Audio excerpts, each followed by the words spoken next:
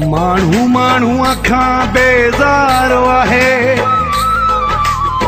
चनो सिकंदर चए सखर वारो, हिते कोई न कंहिंजो यारो आहे।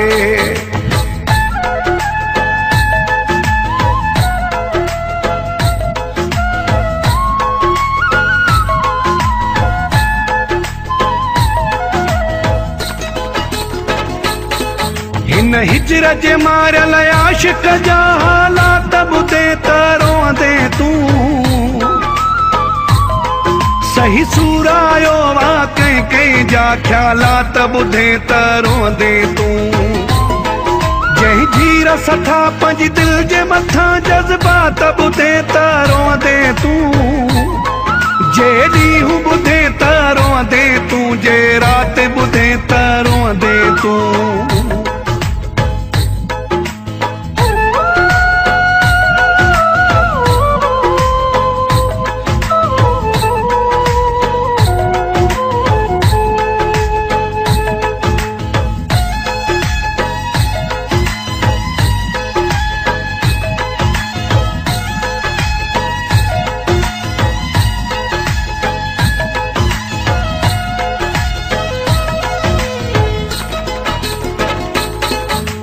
जहिड़ो ॾिसी थो अहिड़ो न हो, हर चीज़ मिलियल हस रब जी।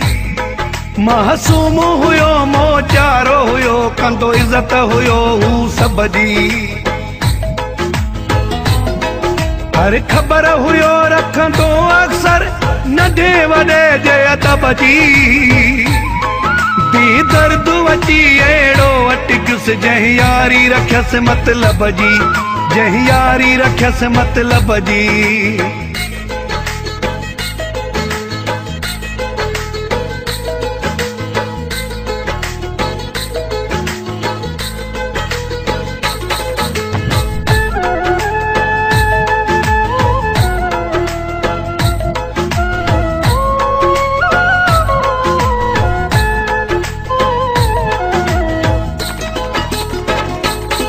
सब साथ छॾे वियसि मुश्किल में, कंहिं हुन सां कोन रहायो।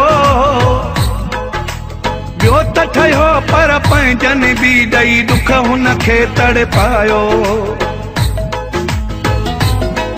इल्ज़ाम हणी हथ जा हुन खां पंहिंजो शहर छॾायो। रोअंदो रोअंदो पोइ ते वियो ॾिसंदो, कंहिंखे रहम न आयो, कंहिंखे रहम न आयो।